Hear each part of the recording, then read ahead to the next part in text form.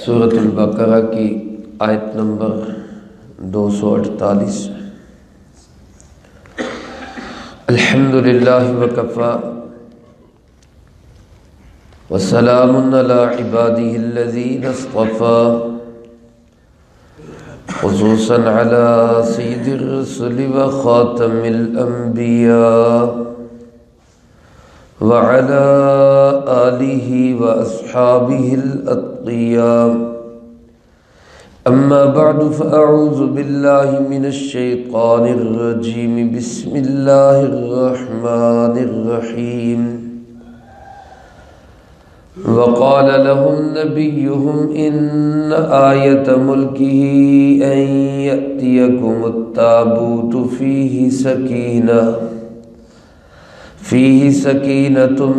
من ربكم وبقية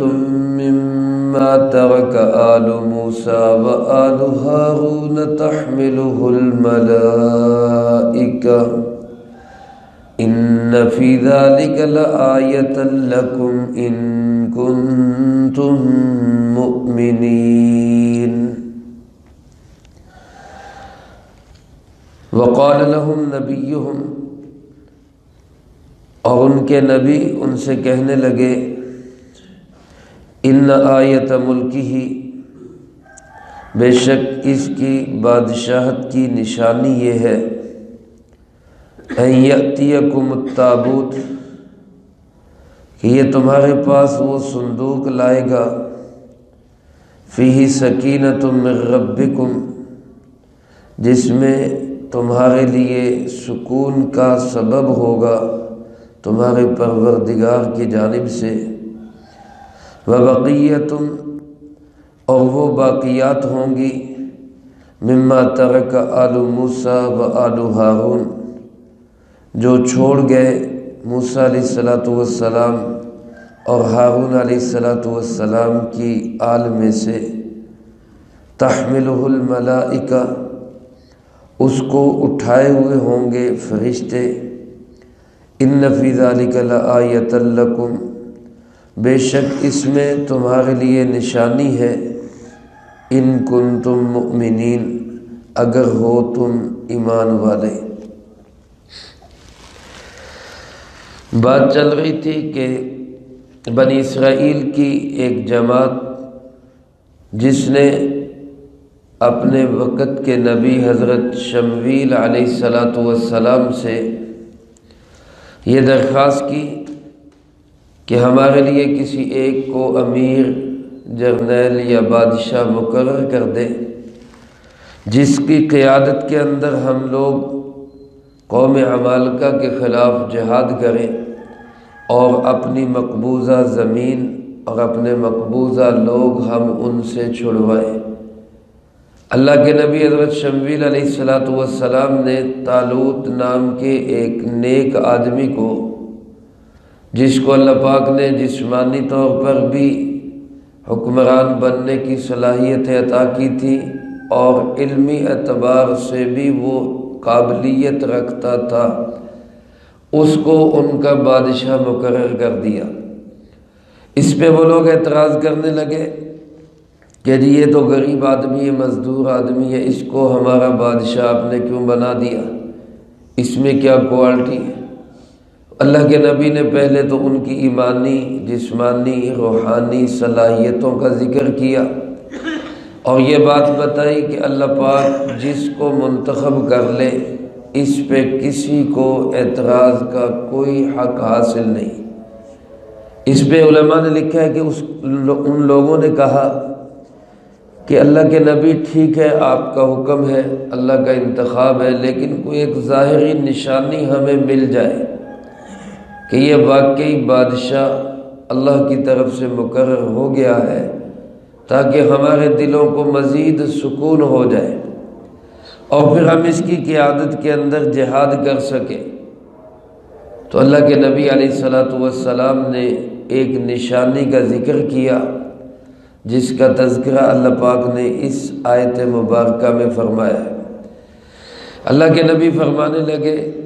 وقال لهم نبیہم، ان سے کہا ان کے نبی علیہ السلام نے، ان آیت ملکہ، اس کی بادشاہت کی نشانی یہ ہے کہ ان یأتیکم التابوت، یہ تمہارے پاس ایک صندوق لائے گا۔ علماء نے لکھا ہے کہ یہ ایک لکڑی کا صندوق تھا جس میں حضرت سیدنا موسیٰ علیہ السلام کے تبرکات رکھے ہوئے تھے۔ تورات کی کچھ تختیاں تھیں، کچھ تختیوں کے ٹکڑے تھے۔ موسیٰ علیہ السلام، ہارون علیہ السلام کے عصا اور لاٹھی مبارک تھی، ان کی دستار مبارک اور ان کے کچھ ملبوسات اور پاپوش جوتے وغیرہ تھے، یعنی ان کے تبرکات اس صندوق کے اندر تھے۔ اور اس صندوق کو بنی اسرائیل کے لوگ ہر جہاد اور جنگ کے اندر آگے آگے رکھتے تھے، جس کی برکت سے جس علاقے میں جاتے اللہ پاک ان کو فتح اور کامیابی نصیب فرماتے تھے۔ اللہ کے نبیوں کے تبرکات ہوتے ہیں، برکات ہوتی ہیں، اللہ نے ان میں بے پناہ جو ہے وہ انسان کے لیے فوائد رکھے ہوتے ہیں۔ لیکن جب اس قوم نے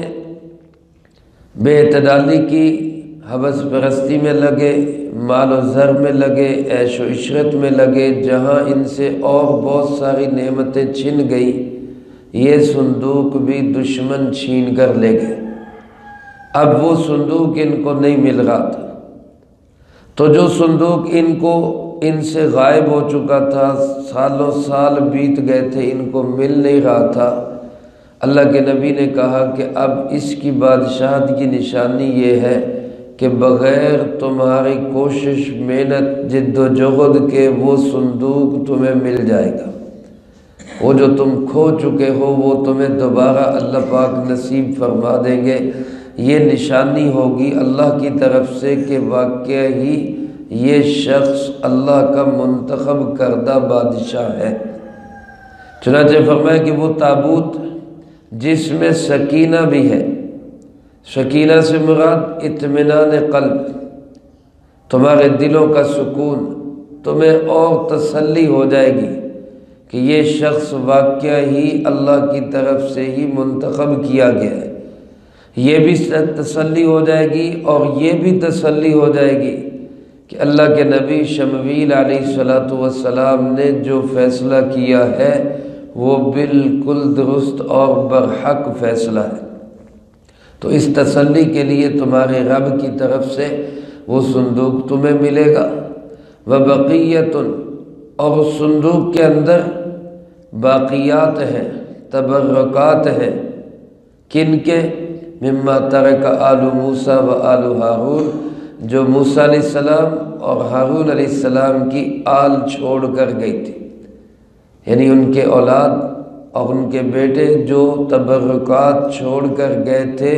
وہ تمہیں مل جائیں گے۔ مفسرین کرام رحمہم اللہ نے لکھا ہے کہ دشمن کے لوگ اس تابوت کو لے کر جس علاقے میں بھی گئے تو وہ اس علاقے کے اندر کوئی نہ کوئی وبا پھوٹ پڑی، بیماری پھیل گئی۔ ایک علاقے میں لے کر گئے، وہاں بیماری پھیل گئی، دوسرے میں گئے، وہاں بیماری پھیل گئی، حتیٰ کہ 4-5 علاقوں کے بعد انہوں نے یہ طے کیا کہ بھائی اس صندوق سے جان چھڑائیں، یہ جہاں جاتا ہے بیماری پھیلا دیتا ہے۔ چنانچہ انہوں نے بیل گاڑی لے کر اس بیل گاڑی پہ اس صندوق کو رکھا اور بیلوں کو ایک سائیڈ پہ ہنکا دیا کہ جہاں جاتے ہیں چلے جائیں۔ اب وہ بیل جو ہے صندوق کو لے کر چل رہے ہیں، اور اللہ کی شان حضرت امام شاہ ولی اللہ رحمۃ اللہ علیہ نے لکھا ہے کہ اس گاڑی کو فرشتے ہنکا رہے تھے، اور چلاتے چلاتے چلاتے اس کو تالوت کے دروازے پہ لا کے وہ بیل کھڑے ہو گئے، وہاں لا کے انہوں نے اس صندوق کو روک دیا۔ تو گویا وہ صندوق جو ان کو مل نہیں رہا تھا، فرشتوں کے ذریعے سے وہ تالوت کے گھر خود ہی پہنچ گیا۔ اسی کو اللہ پاک نے فرمایا تحملہ الملائکہ، اس صندوق کو اٹھائے ہوئے ہوں گے فرشتے۔ یعنی فرشتوں نے اٹھایا ہونے کا مطلب کیا کہ وہ جن بیلوں پر لدا ہوا تھا فرشتے ان کو ہنکا کر وہ طالوت کے گھر کے پاس لے آئے۔ چنانچہ جب یہ صندوق ملا تو اس میں ان کے لیے بہت بڑا سکون کا پیغام تھا، اطمینان قلب تھا، اس بادشاہ پہ بھی تسلی ہو گئی، اللہ کے نبی کے فرمان پر بھی تسلی ہو گئی، اور انہوں نے تب اس طالوت کو اپنا بادشاہ تسلیم کر لیا۔ اللہ پاک اس واقعے کے آخر میں فرماتے ہیں ان فی ذلک لآیۃ لکم، بے شک اس میں تمہارے لیے نشانی ہے، ان کنتم مؤمنین، اگر تم ایمان والے ہو۔ یہ جملہ حضرت شمویل علیہ السلام کا بھی ہو سکتا ہے، جنہوں نے اپنی قوم کو کہا کہ یہ تمہارے لیے ایک بہت بڑی نشانی ہے، اگر تم ایمان رکھو تو اللہ نے تمہیں تسلی کے لیے یہ صندوق عطا کر دیا۔ اور یہ جملہ اللہ رب العالمین کی طرف سے ہمارے لیے بھی ہو سکتا ہے کہ سینکڑوں نہیں ہزاروں سال پہلے کا ایک واقعہ جو جناب محمد کریم صلی اللہ علیہ وسلم کی زبان مبارک پر وحی الہی سے جاری ہو گیا، اے اہل مکہ اور اے ساری دنیا کے انسانوں، اگر تم اس پہ غور کرو کہ ہزاروں سال پہلے کا واقعہ جناب محمد کریم صلی اللہ علیہ وسلم وہ ٹھیک ٹھیک بتا اور سنا رہے ہیں، تو اسی میں نشانی ہے کہ حضرت محمد صلی اللہ علیہ وسلم اللہ کے سچے رسول ہیں۔ تو یہ نشانی طالوت کی بادشاہت کی صداقت کی بھی ہے، یہ نشانی اللہ کے نبی حضرت شمویل علیہ السلام کی صداقت کی بھی نشانی ہے، اور یہی نشانی جناب محمد کریم صلی اللہ علیہ وسلم کی صداقت کی بھی نشانی ہے۔ چنانچہ انہوں نے طالوت کو اپنا بادشاہ تسلیم کیا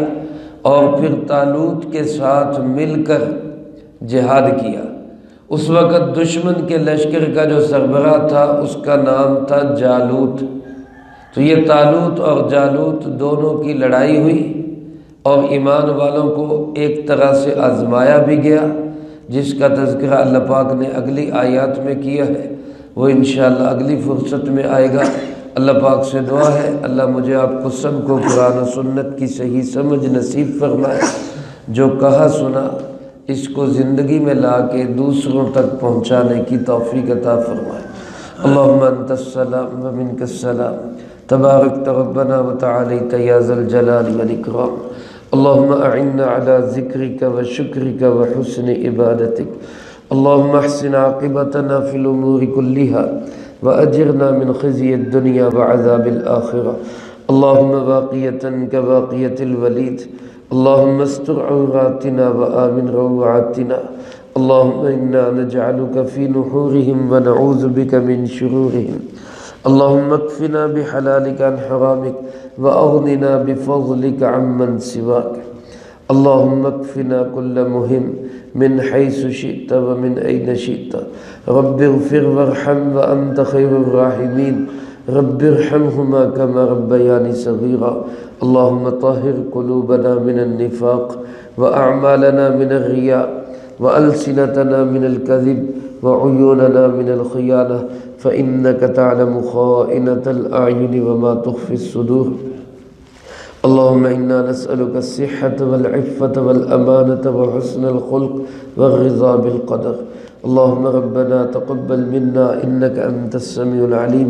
وتب علينا إنك